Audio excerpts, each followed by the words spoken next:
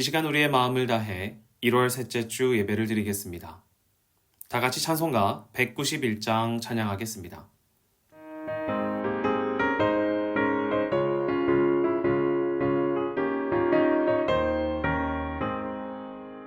내가 매일 기쁘게 순례의 길에 남은 주의 팔에 나를 안보하며 내가 주의 큰 복을 받는 참된 비결은 주의 영이 함께함이라. 성령이 계시네 할렐루야 함께하시네. 좁은 길을 걸으며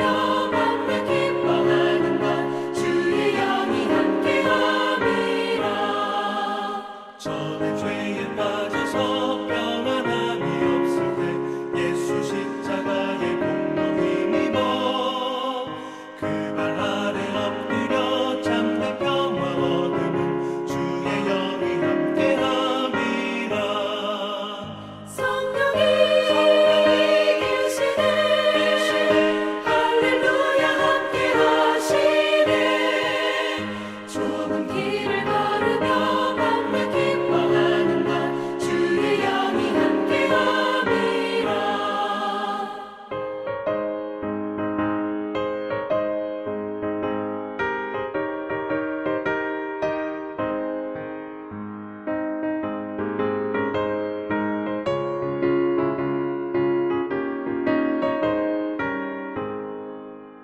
나와 동행하시고 모든 염려하시니 나는 숲의 새와 같이 기쁘다.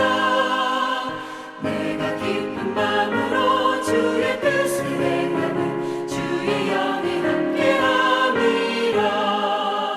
성령이 계시네 할렐루야 함께하시네. 좁은 길을 걸으며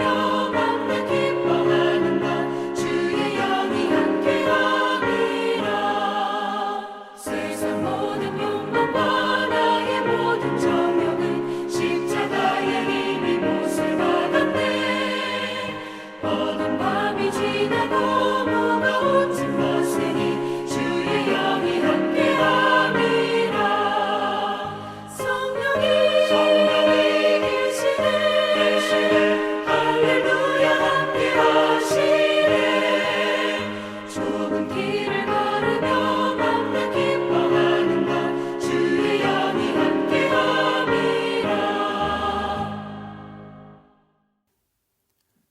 교독문 49번 함께 교독하겠습니다. 하나님이여 내 마음을 정하여 싸우니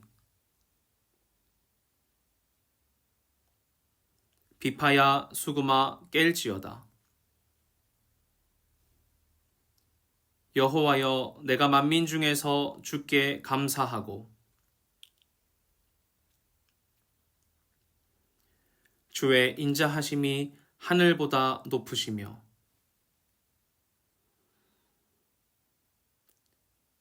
하나님이여 주는 하늘 위에 높이 들리시며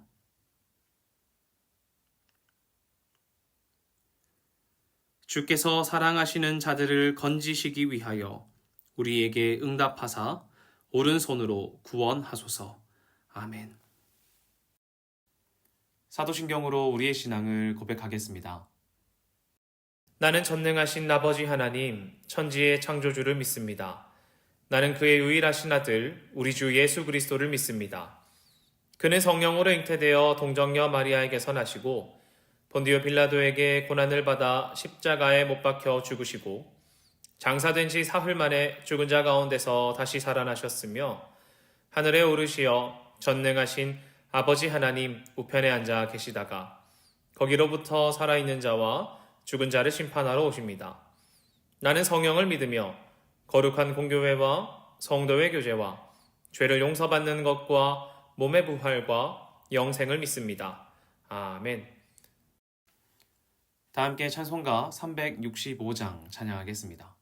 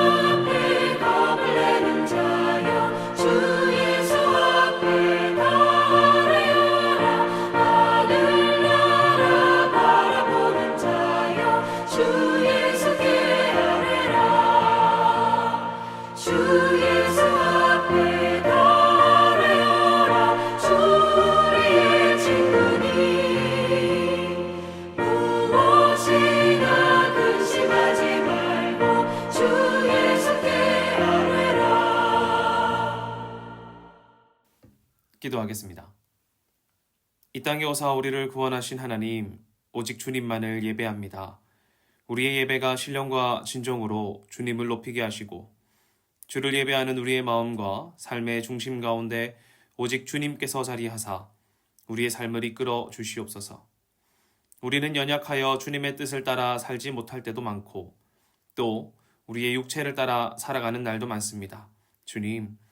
주님께서 우리를 깨끗게 하여 주시고 무엇보다 주님께서 씻겨주신 것에 합당한 삶을 살아갈 수 있도록 날마다 우리를 이끌어 주시옵소서.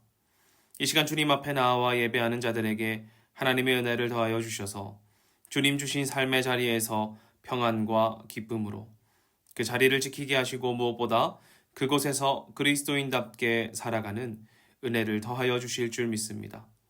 오직 주님만 사랑하며 주님을 찬양하며 주님을 예배하는 우리 되게 하여 주시옵소서. 살아계신 예수 그리스도의 이름으로 기도합니다. 아멘. 이 시간 우리에게 주시는 하나님의 말씀은 역대상 14장 8절부터 17절입니다. 역대상 14장 8절부터 17절입니다. 다 같이 하나님의 말씀을 읽겠습니다. 다윗이 기름 부음을 받아 온 이스라엘의 왕이 되었다 함을 블레셋 사람들이 듣고 모든 블레셋 사람들이 다윗을 찾으러 올라오매 다윗이 듣고 대항하러 나갔으나 블레셋 사람들이 이미 이르러 르바임 골짜기로 쳐들어온지라. 다윗이 하나님께 물어 이르되 내가 블레셋 사람들을 치러 올라가리이까 주께서 그들을 내 손에 넘기시겠나이까 하니 여호와께서 그에게 이르시되 올라가라 내가 그들을 내 손에 넘기리라 하신지라. 이에 무리가 바알브라심으로 올라갔더니 다윗이 거기서 그들을 치고 다윗이 이르되 하나님이 물을 쪼갰같이 내 손으로 내 대적을 흩으셨다 하므로 그곳 이름을 바알브라심이라 부르니라. 블레셋 사람이 그들의 우상을 그곳에 버렸으므로 다윗이 명령하여 불에 사르니라. 블레셋 사람들이 다시 골짜기를 침범한지라. 다윗이 또 하나님께 묻자온대 하나님이 이르시되 마주 올라가지 말고 그들 뒤로 돌아 뽕나무 숲을 맞은편에서 그들을 기습하되 뽕나무 꼭대기에서 걸음 걷는 소리가 들리거든 곧 나가서 싸우라. 너보다 하나님이 앞서 나가서 블레셋 사람들의 군대를 치리라 하신지라. 이에 다윗이 하나님의 명령대로 행하여 블레셋 사람들의 군대를 쳐서 기브온에서부터 게셀까지 이르렀더니 다윗의 명성이 온 세상에 퍼졌고 여호와께서 모든 이방 민족으로 그를 두려워하게 하셨더라. 아멘. 반갑습니다. 첸나의 한인 장로교회 여러분, 한 주간도 하나님의 은혜 가운데 평안하셨기를 빕니다. 로버트 그린의 전쟁의 기술이라는 책이 있습니다. 이 책의 뒷면을 보면 이런 문구가 있어요. 지혜로운 전략가만이 억울한 패배를 당하지 않는다. 이 책은 승리를 위한 33가지의 전략을 알려주는 책입니다. 자신과 조직을 어떻게 준비해야 하고 어떻게 공격하고 수비해야 할지 어떤 전략을 짜야 하는지를 알려주는 책인데 잠시 파트를 살펴보면 적이 누구인지를 명확하게 하라. 과거의 방식으로 싸우지 마라. 자신만의 지휘 계통을 확립하라. 상대를 조급하게 만들어라. 협상 중에도 진격을 멈추지 마라. 이런 등의 내용을 예와 함께 설명해주고 있습니다. 진짜 전쟁을 준비하는 것은 아니지만 우리의 일상에서 일어나는 갈등 상황이나 또는 비즈니스에서 계약을 완수하기 위한 일들을 준비하면서 어떻게 계획해야 할지, 어떻게 승리하여야 할지를 알려주는 책입니다. 아니면 이런 칼날 같은 현실을 마주한 사람들도 현실에서 살아남기 위해 이러한 책들을 읽는 것 같기도 해요. 자기계발서를 읽어보신 분들은 아시겠지만 이런 책 읽고 나면 뭔가 자신감에 차오릅니다. 한두 권, 세네 권 읽다 보면 이제 내 앞에 있는 모든 싸움을 이길 수 있을 것 같은 생각이 든단 말이죠. 그렇게 생각하고 막상 나가면 어떻게 됩니까? 꼭 실패하고 지게 된다는 것을 우리 잘 압니다. 마치 말싸움에서 승리하기 위해 말하는 기술 책 몇 번 읽고 나서 다른 사람들을 다 이길 수 있을 것 같다라는 생각하는 것과 비슷한 것 같죠. 여러분, 그렇다면 우리는 도대체 어떻게 해야 승리할 수 있을까요? 전쟁에 승리하기 위해서는 많은 사람들이 말하기를 적을 알고 나를 알아야 된다고 말합니다. 또 자신의 강점을 발견해서 그 무기를 강화하라고 말하고 또는 좋은 전략으로 상대방을 무력하게 만들어야 한다고 합니다. 그 모든 것들이 중요하죠. 만약에 여러분 일상에서 일어나는 비즈니스나 사업이나 만남의 갈등이 아니라 전쟁이라면, 전쟁이 정말 일어난다면 방금까지 언급한 것뿐만 아니라 더 중요한 것들이 정말 수두룩하게 있을 것 같습니다. 국가 간의 전쟁이 일어난다면 방금 언급한 그 정도 준비 가지고 되겠습니까? 당장 내 가족, 내 이웃의 목숨이 왔다 갔다 하고 함께 전쟁하고 있는 전우의 목숨이 왔다 갔다 한다면 전쟁을 대비하는 것과 좋은 전략을 짜는 것은 다른 어떤 것보다 중요할 것 같아요. 오늘 본문을 보면 다윗과 이스라엘은 전쟁을 앞두고 있습니다. 본문 8절을 보면 이렇게 말합니다. 다윗이 기름 부음을 받아 온 이스라엘의 왕이 되었다 함을 블레셋 사람들이 듣고 모든 블레셋 사람들이 다윗을 찾으러 올라오매 다윗이 듣고 대항하러 나갔으나. 아멘. 다윗이 기름 부음을 받아 왕이 된 것은 블레셋과의 전쟁을 촉발시켰습니다. 다윗이 왕이 된 것은 블레셋 사람들에게는 경쟁자의 등장이요 견제해야 할 만한 사람의 등급과도 같았죠. 그렇다면 이제 다윗은 이 전쟁을 앞두고 여러분 무엇을 준비해야 합니까? 좋은 전략을 준비해야겠지요. 좋은 군대 편성도 해야겠고요. 지형을 분석해야 되기도 하고요. 적들은 어떤 사람들인지 어떤 병력을 갖고 있는지 분석하는 것도 중요할 것입니다. 일촉즉발의 상황에서 우리는 오늘 본문의 다윗을 통해 그의 시선과 관심과 중심을 한번 발견하길 원합니다. 첫 번째는 다윗의 시선입니다. 전쟁을 앞둔 상황에서 다윗의 시선이 어디 있었는 줄 아십니까? 참 재밌게도 본문을 읽어보면 그의 시선이 하나님에게 있었다는 것을 알 수 있습니다. 여러분, 전쟁을 앞둔 왕의 시선이 어디 있어야 합니까? 앞선 전쟁의 기술처럼 전력을 분석하는 데 시선이 있어야 되고 우리의 상황을 분석하는 데 시선이 있어야 되고 좋은 전략을 짜기 위해 지형을 파악하거나 상대방을 파악하거나 어떤 전략이 더 잘 어울릴지를 파악하는 데 시선이 있어야 하는 것 아닙니까? 그것이 당연한 처사일 것입니다. 그런데 다윗의 시선은 하나님께 있었다는 것이죠. 10절입니다. 다윗이 하나님께 물어 이르되 내가 블레셋 사람들을 치러 올라가리이까 주께서 그들을 내 손에 넘기시겠나이까. 아멘. 나라의 안녕을 두고 싸워야 하는 상황 앞에서도 다윗의 시선은 하나님께 있었고 하나님의 뜻을 여쭈어 보는 것에 있었습니다.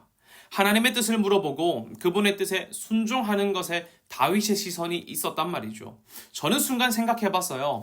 혹시 다윗이 준비가 안 되어 있어서 아무런 준비가 되어 있지 않기 때문에 하나님만 붙드는 것 아닐까라고 말입니다. 그래서 찾아봤더니 이렇게 말하더라고요. 사울이 이스라엘을 통치하고 있을 때에 다윗의 군대는 직업군과 민병대 혹은 징병군으로 구성되어 있었습니다. 이 직업군인은 이스라엘 사람들과 이방인으로 구성되어 있었는데 이방인들은 용병들이었다고 해요. 이스라엘 분견대는 또 유명한 장군이죠. 요압의 통솔을 받았다고 합니다.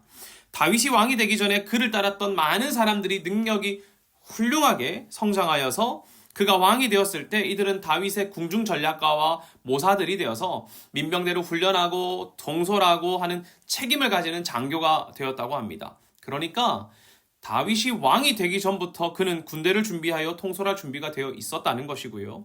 또 왕이 되었을 때 다윗과 함께했던 사람들이 이미 출중한 사람들이 되어서 능력 있는 사람들이 되어 있어서 그들을 이끌 수 있는 능력도 있었다는 것을 알 수 있습니다. 본문의 앞인 역대상 11장과 12장을 보면 다윗과 함께한 역전의 용사들의 이름이 나열되는 것을 볼 수 있어요. 이것을 보면 다윗의 준비가 결코 허술하지 않았다는 것을 알 수 있습니다. 그렇다면 우리는 이렇게 이해할 수 있죠. 다윗은 왕이 되기 이전부터 군대를 통솔하고 있었고 왕이 된 이후에도 능력이 뛰어난 사람들과 함께 군대를 형성하고 있었습니다. 그런 그가 전쟁을 마주했을 때 가장 중요하게 여긴 것, 그의 시선이 머물렀던 그곳은 바로 하나님께 여쭈어 보는 일이라는 것이죠. 다윗은 분명 뛰어난 사람들과 함께했고 또 좋은 전략으로 블레셋을 무찌르기 위한 전쟁을 할 수 있도록 준비했을 것입니다. 그러나 그 모든 것 위에 무엇을 두는 것입니까? 그 모든 준비보다 중요하게 여긴 것이 바로 하나님의 뜻이라는 것입니다. 온 이스라엘의 지도자요 모든 사람들이 존경하는 왕인 다윗은 하나님의 뜻을 구하는 사람이고 하나님의 뜻이 가장 위에 있는 사람이었다는 것이죠. 하나님의 뜻에 시선을 두는 사람입니다. 그리고 그가 하나님의 뜻을 구하고 하나님의 뜻에 순종하는 그때에 하나님께서 무엇을 더해 주십니까? 승리를 더해 주시는 것입니다. 10절 하반절입니다. 여호와께서 그에게 이르시되 올라가라 내가 그들을 내 손에 넘기리라 하신지라. 아멘. 그는 주님께서 올라가 그들을 공격하라고 하셨을 때 병력을 이끌고 올라가 그들과 싸웠습니다. 그리고 승리를 얻었죠. 여러분, 우리의 시선을 어디에 두고 계십니까? 전쟁을 앞둔 다윗의 시선은 하나님의 뜻과 하나님을 바라보는 것에 있었습니다. 다윗은 아마 이미 골리앗과의 싸움을 통해서 이 싸움은 우리에게 속한 것이 아니라 하나님께 속하고 있다는 것을 잘 알고 있었을 것입니다. 사무엘상 17장 47절이죠. 또 여호와의 구원하심이 칼과 창에 있지 아니함을 이 무리에게 알게 하리라. 전쟁은 여호와께 속한 것인즉 그가 너희를 우리 손에 넘기시리라. 아멘. 다윗은 이 비결을 알고 있는 사람이었습니다. 전쟁의 뜻은 결과는 누구에게 있다? 하나님께 있다. 그러니 우리에게 가장 중요한 것은 무엇이다? 하나님께 구하는 것이라는 것이죠. 여러분이 마주한 전쟁 앞에서 최선을 다해 준비하십시오. 다윗이 군대를 준비했던 것처럼 이미 그가 왕이 되기 전부터 열심히 군인들과 함께하고 이후에도 훌륭한 사람들이 함께했던 것처럼 최선을 다해 준비하십시오. 그리고 우리를 구원하시고 건지실 하나님께 시선을 주십시오. 그때 주님께서 우리에게 승리를 더하여 주실 줄 믿습니다. 그런데 분명 그가 블레셋과의 겪은 두 번의 싸움 가운데 여호와께 뜻을 구하고 여호와께 시선을 두고 그분의 뜻을 구하여 승리했지만 저는 다윗의 목적이 승리에 있었기 때문에 하나님을 바라보았다고 생각하지는 않습니다. 그가 승리하기 위하여 하나님을 바라보고 승리하기 위해서만 주님께 뜻을 구하였다고 저는 생각하지 않아요. 그렇다면 그의 목적이 과연 무엇이었을까요? 저는 다윗이 인생을 두고자 했던 삶의 목적이 있다고 생각합니다. 그가 이 전쟁 상황에서도 잘 될 때에도 그가 왕으로 군림할 어느 때에도 그 모든 인생을 통틀어서 하나의 목적을 가지고 삶을 살았다고 생각합니다. 그것은 바로 순종입니다. 한번 살펴보기를 원합니다. 다윗이 블레셋과 싸울 때 하나님께서 그에게 승리를 더하여 주시죠. 11절에 보면 이렇게 말합니다. 하나님이 물을 쪼갬같이 내 손으로 내 대적을 흩으셨다 하므로 그곳 이름을 바알브라심이라 부르니라. 아멘. 다윗이 승리하고 그 하나님께서 승리를 주신 그곳을 바알브라심이라고 이름 짓습니다. 바알브라심은 바알과 페라침의 합성어예요. 이 바알은 주인을 말하고 페라침은 분열 혹은 깨뜨림을 말합니다. 그러므로 우리가 이렇게 이해할 수도 있겠죠. 주인께서 흩트리시고 깨뜨리셨다라고 말입니다. 하나님께서 그들의 대적을 물을 쪼갬같이 흩트리시고 깨뜨리셨습니다. 심지어 그들이 도망을 치면서 그들의 우상들을 버리고 갈 만큼 도망갔다고 하니 다윗과 이스라엘이 승리한 경험이 얼마나 큰 승리인지 우리가 가늠해 볼 수도 있을 것 같습니다. 다윗은 자신이 승리한 그곳의 이름을 어떻게 짓냐면 바알브라심이라고 지어요. 주인께서 깨뜨리셨다. 이렇게 말이죠. 여러분, 무엇을 강조하고 있는 것입니까? 하나님의 일하심을 강조하죠. 다윗이 승리를 한 그곳을 하나님께서 일하셨다는 것을 강조합니다. 또 승리에 대해 모두 하나님의 뜻에 순종함으로 말미암은 결과라는 것을 역대기에서는 거의 반복을 많이 하고 있어요. 그래서 사무엘 하에서는 오늘 버려진 우상들에 대해서 다윗과 그의 부하들이 치웠다라고 말하지만 역대기에서는 불살랐다 이렇게 말합니다. 이렇게 불살랐다라고 세밀하게 묘사하면서 하나님의 명령에 순종하고 있는 다윗의 모습을 그려내고 있단 말이죠. 아마 이 장면을 읽을 때 이스라엘 사람들은 신명기 7장을 떠올렸을 것 같아요. 신명기 7장 5절입니다. 오직 너희가 그들에게 행할 것은 이러하니 그들의 제단을 헐며 주상을 깨뜨리며 아세라 목상을 찍으며 조각한 우상들을 불사를 것이니라. 아멘. 사람들은 다윗의 이 장면을 읽으면서 말씀을 떠올랐을 것입니다. 하나님 말씀에 순종하는 다윗을 말이죠. 다윗의 목적은 전쟁에서 승리하는 데 있지 않습니다. 다윗의 목적은 전쟁에서 이기고자 하는 것에 있는 것이 아니란 말이죠. 주님의 뜻을 구하고 바라보고 시선을 두었다면 그 뜻에 순종하는 것이, 하나님의 말씀에 순종하는 것이 다윗의 목적이라는 것입니다. 세상 사람들은 승리하기 위해 전략을 짜고 사람들을 대합니다. 그러나 우리는 승리하기 위해서 하나님을 예배하는 사람들이 아니란 말이죠. 다윗 역시 마찬가지 아니겠습니까?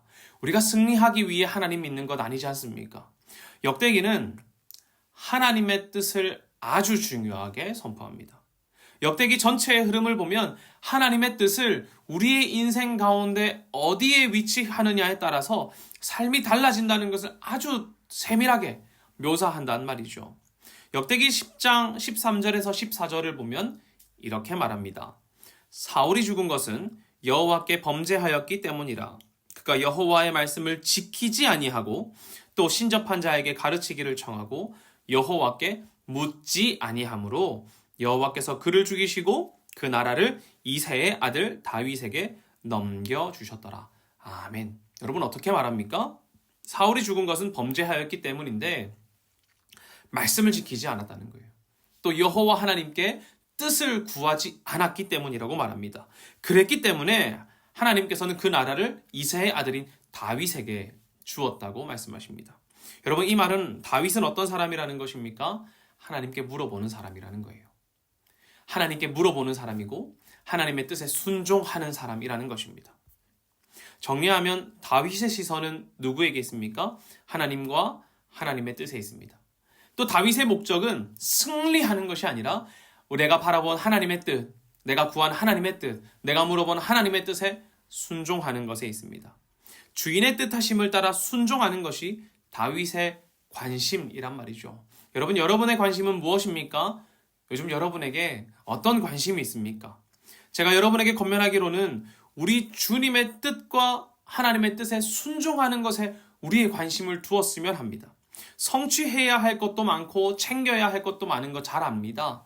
이제 세대가 더욱더 올라가고 나이를 들고 사회적 영향력과 자리를 차지할 때마다 우리가 해야 할 것들도 있고 챙겨야 할 것도 있고 이 정도 되면 이런 걸 성취해야 되는 것도 많은 것 압니다. 그러나 저는 그 모든 것 위에 하나님의 뜻을 순종하는 것을 두자는 걸 말하는 것입니다. 아까 다윗은 전쟁을 할 때 준비했다고 했습니다. 전쟁을 준비할 수 있을 만큼 군대도 있었고 전략가들도 많았습니다.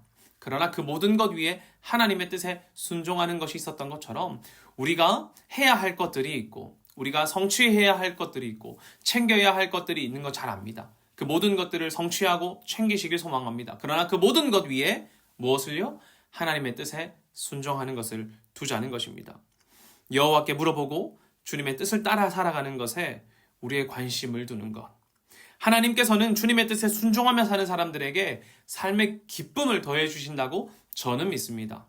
다윗의 관심이 하나님께 있었다는 것을 더 깊이 묵상하기 위해서는 우리 본문의 앞과 다음 내용까지 묵상하면 더욱 좋습니다. 우리 11장에서는 다윗이 이제 왕으로 등극하는 장면이 그려지고 12장까지는 다윗과 함께한 용사들의 이름이 나열됩니다. 그리고 왕이 된 다윗은 13장에서 지휘관과 온 회장과 더불어 이야기하여서 하나님의 궤를 이스라엘로 가져오려고 했지만 우사로 말미암아 실패하고 오베데돔이라는 사람의 집에 언약궤를 머물게 합니다. 그리고 14장에서 두로왕 히람이라는 사람과 교제하면서 그가 다윗이 궁을 건축할 수 있도록 자재와 일꾼들을 보내주고요. 또 오늘 본문처럼 다시 다윗이 왕이 되었다는 소식을 듣고 블레셋 사람들이 전쟁을 합니다. 자, 이 모든 과정들이 지난 다음에 승리한 다윗이 한 것이 무엇인 줄 아십니까? 다윗은 15장에서 다시 하나님의 궤를 가져오기 위한 일을 시작합니다. 15장 1절인데요.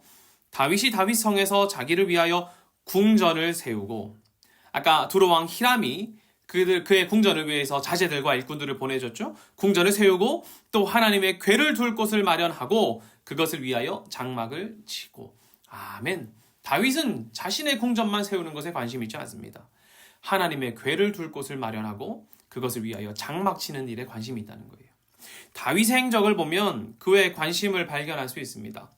다윗이 왕이 되었을 그때에도 왕이 되어 두로 왕 히람과 교제할 때에도 블레셋과의 전쟁 이후에도 다윗의 관심은 어디에 있는 줄 아십니까? 오직 여호와의 궤를 모시는 것, 하나님과 함께 하는 것에 있습니다. 다윗의 삶은 여호와 하나님과 동행하는 것에 중심을 두고 있다는 것을 우리가 알 수 있습니다. 우리의 중심에 누가 머무는 것이요? 주님께서 머무시는 것. 우리의 중심에 하나님의 궤가 오는 것. 이것이 다윗의 관심입니다. 그것이 다윗에게는 승리보다 기쁜 것이고 자신의 궁전보다 더욱더 아름다운 일이며 성공보다 달콤하고 세상의 어떠한 즐거움보다 더욱더 참된 즐거움이기 때문입니다.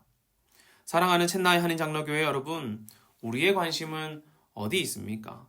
혹시 하나님께서 우리에게 주신 승리에 마음을 빼앗긴 적은 없으십니까? 우리가 하나님께서 주신 그 승리에 내 마음을 빼앗긴 적은 없냔 말입니다. 혹은 내 앞에 있는 전쟁과 같은 어려움 때문에 내 앞에 있는 어려움의 마음을 빼앗겨서 주님 바라보는 시선을 빼앗기진 않았습니까? 여러분, 우리의 관심은 다윗과 같아야 할 것입니다. 오직 하나님과 함께 하는 것, 주님과 함께 머무르는 것에 우리의 관심과 시선과 중심을 두어야 할 것입니다. 15장의 이미지로는 하나님께서 우리 중심에 거하는 것, 언약궤가 우리 중심에 거하는 것 말이죠. 그것에 관심을 두어야 합니다. 그리고 주님께서 우리의 중심에 거하시도록 우리의 시선을 주님께 두고 주님을 초청하고 무엇보다 주님의 뜻에 순종해야겠지요. 우리는 승리하는 삶을 살기 위해 고군분투하는 사람들이 아닙니다. 주님과 동행하는 삶을 살기 위해 날마다 고군분투하는 사람들이죠. 왜요? 그리스도인이기 때문입니다. 다윗이 시선에 하나님의 뜻에 있었던 것처럼 우리도 우리의 전쟁을 앞두고 최선을 다해 준비하되 그 위에 하나님의 뜻을 구하는 시선을 가집시다. 우리의 삶의 목적은 승리가 아니라 우리가 구한 하나님의 뜻에 순종하는 것이며 그 순종하며 사는 것을 잊지 않기를 원합니다. 우리가 하나님의 뜻을 구하고 그 뜻에 순종하며 살 때 주님께서는 우리의 삶의 중심에 오셔서 우리의 참된 기쁨이 되어 주실 것이고 우리와 동행하여 주실 것이고 무엇보다 하나님의 때에 맞게 승리와 먹을 것과 쉴 것과 모든 것들을 더하여 주실 것입니다. 여러분의 직장에서, 가정에서, 여러분이 있는 그 모든 곳에서 주님과 동행하는 은혜가 있으시기를 간절히 바랍니다. 기도하겠습니다. 하나님, 우리의 시선이 오직 주님의 뜻을 바라보게 하여 주시옵소서. 전쟁을 앞두고 있는 다윗이 최선을 다해 준비하고 그럼에도 오직 주의 뜻을 기대하고 그 뜻에 순종하였던 것처럼 우리 또한 주님의 뜻을 구하고 그 뜻에 순종하는 그리스도인 되게 하여 주셔서 우리의 삶에 나의 뜻과 나의 의지가 아니라 주님의 뜻과 주님의 의지가 나타나는 축복을 더하여 주시옵소서. 우리의 주님이 주신 승리에 눈을 빼앗기지 않고 우리 앞에 있는 시험에 마음을 빼앗기지 않고 오직 주님께서 우리 중심에 거하시는 것에만 관심을 두고 살아가게 하시고 무엇보다 우리의 삶을 정결하게 하사 주님과 동행하는 은혜를 부어 주시옵소서. 사랑하는 우리 챗나이 한인장로교회의 모든 가정이 우리 앞에 주어진 어려움 앞에 오직 주님을 바라보고 주님의 뜻에 순종함으로 어려움 중에도 주님 주시는 기쁨을 발견하는 우리 되게 하여 주시옵소서. 살아계신 예수님의 이름으로 기도합니다. 아멘.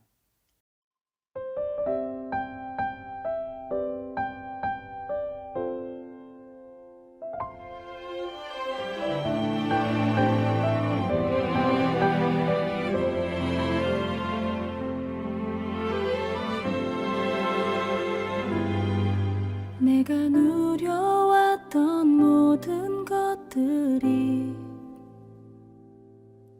내가 지나왔던 모든 시간이 내가 걸어왔던 모든 순간이 당연한 것 아니라 은혜였어. 아침 해가 뜨고 저녁에 노을 봄의 꽃향기와 열매 변하는 계절의 모든 순간이 당연한 것 아니라 은혜였어. 모든 것이 은혜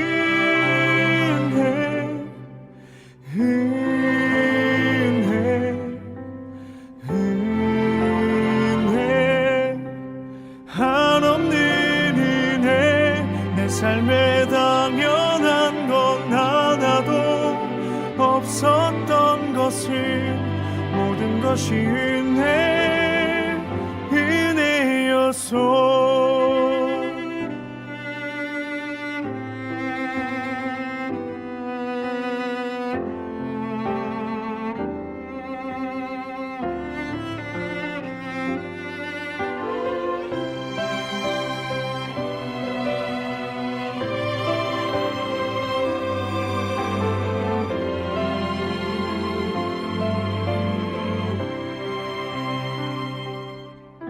내가 이 땅에 태어나 사는 것 어린아이 시절과 지금까지 숨을 쉬며 살며 꿈을 꾸는 삶 당연한 것 아니라 은혜였소. 내가 하나님의 자녀로 살며 오늘 찬양하고 예배하는 삶 복음을 전할 수 있는 축복이 당연한 것 아니라 은혜였소. 모든 것이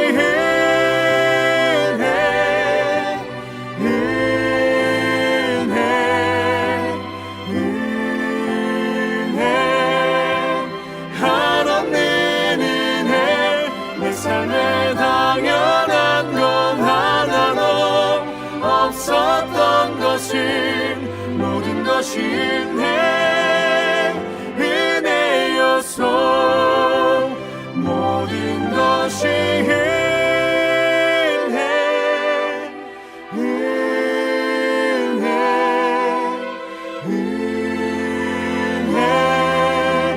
한없는 은혜 내 삶에 당연한 건 하나도 없었던 것을 모든 것이 은혜였소.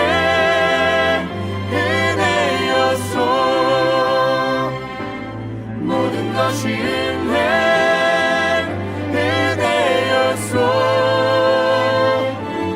모든 것이